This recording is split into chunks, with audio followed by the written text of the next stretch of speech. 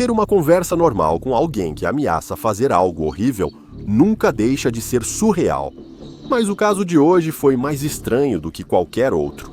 O negociador ajusta as tiras do colete à prova de balas e respira curto e rápido. Ele já fez isso várias vezes, conhece os protocolos e lê os relatórios, mas nada o prepara para isso. Entrar na sala e encarar alguém nos olhos desesperados, conversando, seguindo a liderança dos 3 policiais da Special Weapons and Tactics, o negociador é rapidamente escoltado para dentro do prédio. As luzes de emergência tingem os corredores vazios do hospital, que deveriam estar cheios de enfermeiros e pacientes. Está vazio. Só se ouve o rangido das botas de combate no chão limpo. Médicos. Você espera que eles mantenham a calma. Ser calmo, objetivo, sensato, são e incapaz de causar mal a alguém. O restante da equipe da Special Weapons and Tactics está posicionado contra as portas duplas da ala de oncologia. Dedos tremendo ao redor das empunhaduras de seus fuzis de assalto, gotas de suor escorrem pelos olhos deles. Após avisar o homem que alguém vai entrar na ala, sem intenção de causar mal, o negociador recebe autorização para entrar e encontra o cirurgião frenético. A luz do colete destaca o terror em seus olhos, fazendo o suor em seu rosto brilhar em vermelho. Apesar de parecer caseiro, a fiação simples e os explosivos improvisados continuam perigosos. O negociador respira fundo novamente. Agora vem a parte estranha. Ele se apresenta como faria para um novo vizinho ou professor do filho, simpático e agradável. O cirurgião, segurando o detonador com a mão trêmula, garante que não há motivo para preocupação e pede ao negociador que pare de avançar. Mais perto, ele jura com a voz trêmula que é para o próprio bem dele qualquer passo a mais e estará em grave perigo. Com as mãos estendidas, como se estivesse tentando domar um animal selvagem, o negociador faz questão de parar, obedecer ao pedido e ficar parado. Ele diz ao cirurgião que só quer conversar para entender por que ele está se colocando em perigo. Todos os pacientes deste setor, exceto os muito frágeis para se mover, continuam encolhidos em suas camas.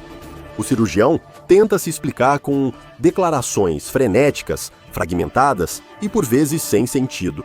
Sarcoma, câncer, todos eles têm isso, mas eles não estão apenas doentes, eles são contagiosos e ninguém mais no hospital percebeu.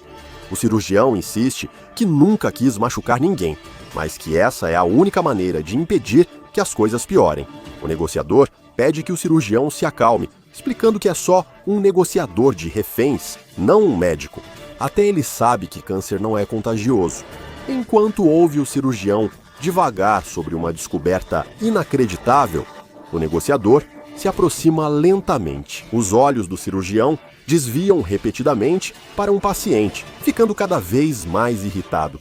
O cirurgião lança radiografias e prontuários ao negociador, dizendo que está tudo ali. Não é só câncer que esses pacientes têm, há algo vivo dentro deles. O negociador examina rapidamente os documentos espalhados, sem conseguir entender muito do que vê. Ele já viu exames de tumor antes, quando seu velho foi para cuidados paliativos. Mas pelo que seu olhar destreinado percebe, não há muita diferença aqui. Talvez alguns pequenos pontos, alguns que parecem redemoinhos, ilusões de ótica no centro de algumas dessas imagens do tumor, alguns parecem tentáculos olhando ao redor da sala. Nenhum paciente parece ser grande ameaça. Muitos são frágeis, alguns ainda lutam, outros nem estão conscientes, tentando recuperar o controle. O negociador lembra ao cirurgião o juramento de Hipócrates de não causar dano a outro ser humano. É hora, insiste o negociador, aproximando-se cada vez mais para tirar o colete e se entregar em silêncio. Mas o cirurgião insiste que o que há dentro dessas pessoas não são humanos, enquanto aperta o detonador. Após um incidente relatado no Hospital Geral, redigido, agentes da Fundação SCP, infiltrados nas forças policiais locais, conseguiram recuperar os prontuários médicos de vários pacientes que foram atingidos pela explosão. Os sobreviventes foram cuidadosamente examinados e pesquisas extensas levaram a Fundação a descobrir evidências de um surto até então não documentado, agora oficialmente chamado de SCP-164. SCP-164 é uma cepa de células cancerígenas que passa por um processo incomum ao se desenvolver no corpo do hospedeiro. Após o incidente com a Fundação SCP-164, pesquisadores realizaram exames post-mortem detalhados nos cadáveres recolhidos que haviam contraído a condição. Muitos corpos eram semelhantes a cadáveres de pacientes com câncer avançado, com tumores espalhados internamente. Alguns desses crescimentos tinham tamanho ou formato atípico, mas a maioria era vista pelos médicos da Fundação como não anômala. Essa suposição estava errada. Foi realizado um exame no corpo de uma vítima, em particular, que se acreditava ter sido uma das primeiras a contrair o SCP-164 após a incisão primária no cadáver. Um técnico da Fundação entrou em pânico durante o procedimento. Ele afirmou ver algo se movendo dentro do corpo. Os pesquisadores pararam, observando o cadáver mais de perto, antecipando que algo poderia acontecer a qualquer momento. No entanto, ele permanecia imóvel, frio, sem se mexer e indiscutivelmente morto. Ignorando isso, o assistente de laboratório só viu um truque de luz. Os pesquisadores designados para realizar o procedimento continuaram dissecando os restos humanos, enquanto a equipe de pesquisa começava a extrair tecido de órgãos danificados e massa tumoral.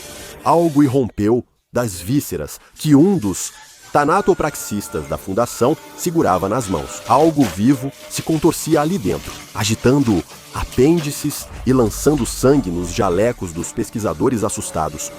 Assustados com o movimento repentino, largaram os órgãos que caíram com um estrondo molhado e espalharam ainda mais sangue pelo chão rapidamente. Seja qual fosse a anomalia ali, os órgãos do cadáver se esconderam debaixo de gavetas de metal, antes que alguém pudesse dar uma boa olhada naquilo. De repente, uma sirene tocou além da sala de exames e do vidro espesso. Observando o procedimento, alguém acionou um alarme de emergência. Um anúncio ecoou pelo sistema de interfone da instalação, informando que uma quarentena obrigatória estava em vigor. O organismo desconhecido estava solto dentro da sala onde as autópsias estavam sendo realizadas e as portas haviam sido seladas, prendendo a equipe de pesquisa lá dentro com seu visitante anômalo. Num instante, o técnico de laboratório jogou o corpo da mesa de exame, deixando-o cair no chão com um baque. O assistente, em pânico ao notar movimento, estava sobre a mesa de exame, apontando e xingando as gavetas. A criatura estava escondida embaixo. 2 membros da equipe de autópsia começaram a gritar com o terceiro, aquele em cujas mãos a anomalia havia estado, exigindo desesperadamente que ele dissesse o que exatamente era aquela coisa. O pesquisador, após segurar aquilo por poucos segundos, encarava as luvas cirúrgicas ensanguentadas, repetindo que não sabia o que tinha segurado. De repente, ouviu um movimento sob as gavetas. Seja o que for, ainda estava vivo. O pesquisador principal escancarou a porta de um armário de armazenamento no canto do necrotério, jogando para fora uma coleção desordenada de objetos. Ao encontrar um esfregão com cabo longo, instruiu os outros membros da equipe de autópsia a ficarem atrás dele. Ao entregar um balde vazio, ele pediu que jogassem o balde sobre a criatura. Após empurrá-la para fora das gavetas e se posicionar, o pesquisador principal ajoelhou-se e cutucou com o cabo do esfregão sob as gavetas. Ele mal enxergava lá embaixo, já que quase nada se destacava sem a luz branca da sala. Tão lá embaixo, porém, enquanto deslizava cuidadosamente o cabo do esfregão por baixo, o pesquisador tinha certeza de que sentiu algo se mover contra ele. Com a ponta nas mãos, ele cutucou novamente e sentiu aquilo recuar. O líder da equipe fez um aceno discreto ao outro pesquisador que segurava o balde vazio, sinalizando que era a hora de se preparar. Ele fez um movimento brusco e rápido com o cabo do esfregão, esperando que a criatura recuasse e corresse pelo chão do necrotério em busca de um novo lugar para se esconder. Em vez disso, parecia que ela estava ficando parada, até o momento em que o pesquisador principal puxou o cabo de volta, se preparando para dar outro golpe. Quando a ponta do cabo do esfregão reapareceu sob as gavetas, O assistente de laboratório, ainda sobre a mesa de exames, gritou novamente. Tentáculos longos e ágeis se enrolaram no cabo, segurando-o enquanto o pesquisador principal o puxava para trás. Sua arma improvisada, agarrado à ponta dela, estava algum tipo de lula, reagindo com surpresa. No momento em que perceberam que a criatura estava segurando o cabo, o pesquisador principal instintivamente girou-o em um reflexo de susto. Isso fez com que a anomalia voasse pela sala de exames, indo direto em direção ao técnico de laboratório que estava na mesa. Quando uma equipe de contenção de riscos da Fundação abriu as portas da sala de exames, encontrou os pesquisadores tentando desesperadamente arrancar a criatura parecida com uma lula do rosto do assustado técnico de laboratório.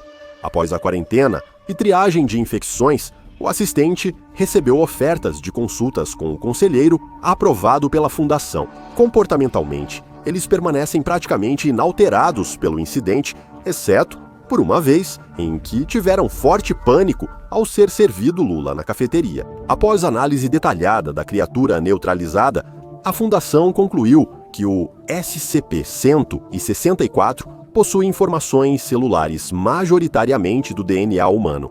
No entanto, as células que causam a infecção parecem existir efetivamente como um organismo parasita unicelular capaz de se reproduzir assexuadamente. Testes mostram que o SCP-164 pode causar grandes tumores em hospedeiros expostos, semelhantes aos sarcomas, comuns em vários tipos de câncer de tecidos moles ou ossos. O que diferencia o SCP-164 é a sua base de sintomas mais única. Pesquisadores identificaram o SCP-164 como a única forma de câncer parasitário capaz de infectar humanos. E, por ser causado por parasitas, é também uma das poucas formas transmissíveis de câncer. Foi descoberto, através de testes em vários sujeitos, que a forma como o SCP-164 é transmitido depende mais ou menos de como ele é introduzido em um possível hospedeiro não infectado. A transmissão pelo ar pode passar a condição entre pessoas, enquanto o contato pele a pele ou íntimo com um infectado torna-se mais provável, mas não garante, a transmissão do SCP-164. O SCP-164 é mais infeccioso quando está no sangue do hospedeiro. A transfusão de sangue de um infectado espalha a condição, chamada por alguns pesquisadores de tumores de lula, segundo especialistas da Fundação em Doenças Infecciosas e Parasitologia Anômala. Cerca de 75% das infecções por 164 não causarão efeitos colaterais anormais. A condição, como outros cânceres benignos, pode ser tratada eficazmente com quimioterapia. Se tumores surgirem, a maioria dos pacientes pode removê-los cirurgicamente, sem risco de retorno do câncer. Isso vale para quase todos os estágios do SCP-1642. Quimioterapia e cirurgia ainda são tratamentos eficazes para induzir remissão. No entanto, cerca de 1/4 das infecções por SCP-164 não são iguais. Os tumores gerados pela condição anômala não terão mais o comportamento típico dos sarcomas cancerígenos comuns. Em vez disso, aqueles que crescem além de um certo tamanho começarão a absorver materiais corporais de seus hospedeiros. Esses materiais são então usados para criar um organismo totalmente separado dentro do próprio tumor, começando com um zigoto, que começa a se replicar, muito parecido com o que acontece durante uma gravidez. Mas isso não é exatamente um feto tradicional. Esse processo pode passar despercebido em seus estágios iniciais, pois parece imitar a produção e disseminação normal de tumores pelo corpo. Se alguém infectado desenvolveu múltiplos tumores, por SCP-164 novos organismos podem surgir em outros tumores, mas nem todos eles têm garantia de começar a absorver material corporal e incubar. Aqueles que conseguem, no entanto, criam o que parecem corresponder a uma espécie desconhecida de teutídeo, conhecida mais coloquialmente como lula. Quando maduros, esses organismos anômalos não aparentam ligação com os tumores de origem. Ainda é possível remover esses organismos cirurgicamente intactos, mas o procedimento apresenta grande risco ao hospedeiro enquanto estão nos tumores. Esses organismos, chamados SCP-1642, crescem em ritmo regular, mas só mudam de posição se o hospedeiro morrer. Os espécimes que foram extraídos com sucesso pelos cirurgiões da Fundação foram colocados em água e demonstraram a ser capazes de sobreviver nessas condições. Ao serem colocados em ambiente aquático, SCP-1642 consegue se mover, capturar e comer presas, se defender e se reproduzir. Como o desenvolvimento dos SCP-1642 em hospedeiros costuma ser imperceptível, médicos civis geralmente diagnosticam SCP-164 incorretamente. Em alguns casos, a detecção desses organismos semelhantes a lulas só ocorrerá após uma biópsia ou se procedimentos cirúrgicos forem realizados no hospedeiro. Vários testes foram realizados em sujeitos da classe D conscientemente infectados com SCP-164 pela Fundação durante os exames. Pesquisadores notaram que SCP-1642 pode interagir com a fisiologia humana de formas inesperadas. Em um teste, um classe D de 23 anos contraiu o SCP-164. Após a transfusão, os pesquisadores deviam injetar nela sangue de uma vítima conhecida do SCP-164. Neste caso, a cobaia da classe D desenvolveu tumores nas paredes do útero que seu corpo parecia reconhecer, reagindo como se ela estivesse carregando um feto humano. Após 9 meses, a cobaia entrou em trabalho de parto e foi levada rapidamente à Fundação para o parto. Quando os médicos da Fundação removeram o SCP-1642 vivo, a classe D foi sedada para conter sua reação de terror. Foram aplicados amnésticos depois para apagar sua memória do incidente. Seu filho foi uma das várias instâncias SCP-1642 colocadas em condições marinhas para observação, a fim de evitar quaisquer complicações. A participante foi informada, após receber o tratamento amnéstico, que havia participado de um teste confidencial da Fundação pelos últimos 9 meses e que ela poderia sentir desconforto físico em seguida. Ao analisar os efeitos do SCP-164 em um classe D masculino de 30 anos da Fundação, os médicos observaram que a aflição anômala provocava tumores por todo a medula espinhal. Isso prejudicou perigosamente seu sistema nervoso central. Com o crescimento e a disseminação dos tumores e organismos internos, o sujeito foi mantido sob rigorosa observação, assim como os espécimes em suas costas. Pesquisadores notaram que, ao mover uma instância do SCP-1642, os membros do sujeito classe D tinham movimentos reflexos incontroláveis. Especialistas em parasitologia anômala teorizam que o sistema nervoso do sujeito e dos organismos se interligou conforme mais tumores surgiam. Uma biópsia foi feita e a atividade celular observada apoiava fortemente essa teoria. A Fundação ainda não considerou experimentos de hibridização, aguardando uma revisão da proposta pelo Comitê de Ética, embora não sejam os únicos outros experimentos da Fundação envolvendo SCP-164. Há um terceiro teste notável. Outro membro da classe D foi selecionado entre os candidatos por seu histórico médico. O escolhido era um detento homem de 25 anos. Pesquisadores da Fundação introduziram as células SCP-164 no sistema do sujeito por via oral, usando um suave bucal de um teste anterior. Isso foi misturado em um copo de água, colocado diante do sujeito de teste, sem avisar que o conteúdo estava adulterado e possivelmente contaminado. O classe D foi instruído a beber. Quando surgiram sintomas ligados ao SCP-164, o sujeito foi imediatamente colocado em observação. Um exame detalhado mostrou que, nesses casos, tumores surgiram próximos ao esôfago e à traqueia. Fundação. Pesquisadores há muito especulam que o ponto exato dentro do corpo onde as células SCP-164 entram em contato provavelmente é o mesmo local onde os crescimentos começam a se formar. No entanto, esse caso isolado ainda não confirma essa teoria. Já tentaram prever e mapear onde, no corpo de um infectado, os tumores SCP-100 e 64 surgem, mas até agora o local parece ser aleatório. Este sujeito se destacou neste experimento, não pelo contato com SCP-100 e 64 pela boca e tumores na mesma região, mas pela natureza dos tumores.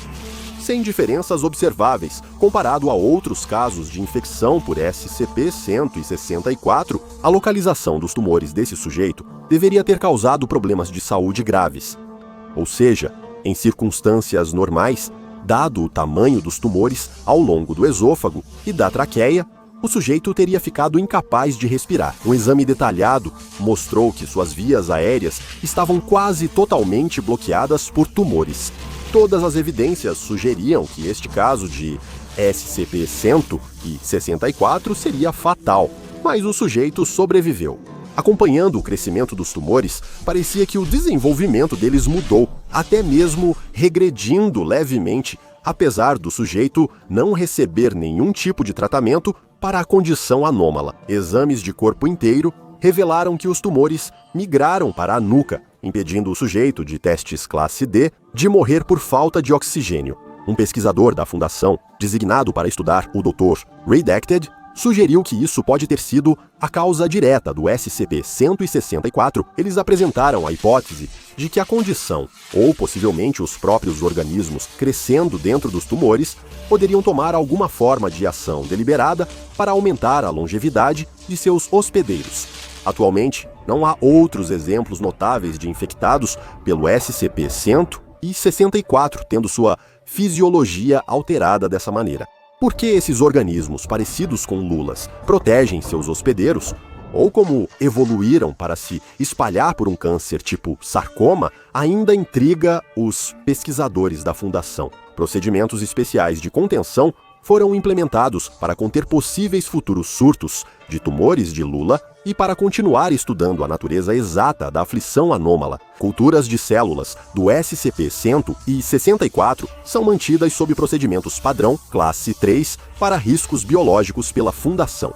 Essas culturas ativas devem ser guardadas em biocontenção refrigerada a 10 graus Celsius. A ideia é manter amostras vivas suficientes das células anômalas para testes, evitando que se espalhem para humanos. Funcionários da Fundação SCP devem se aproximar com cautela.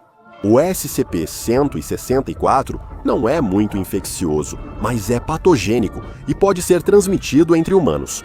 Pesquisadores designados para estudar as culturas brutas da matéria celular anômala devem agir com cautela. A Fundação lembra a todos os membros da equipe que o uso de luvas de látex esterilizadas e máscaras faciais é geralmente eficaz na prevenção da propagação de qualquer doença, incluindo aflições anômalas, como tumores de lula. Se algum funcionário da Fundação entrar em contato acidental com o SCP-100 e 64 e contrair a condição sem querer, eles deverão se submeter obrigatoriamente a um tratamento de quimioterapia de 6 meses, começando imediatamente após o aparecimento dos primeiros sintomas. Cirurgias serão realizadas caso a caso, após avaliação de especialistas em oncologia anômala aprovados pela Fundação.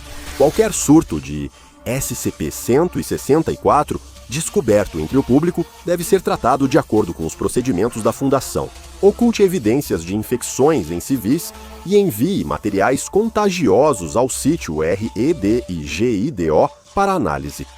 Acesse o Patreon do Dr. Bob e seja um pesquisador júnior. Agora assista outra entrada dos arquivos dele, como o SCP-2846, o Lula e o Marinheiro.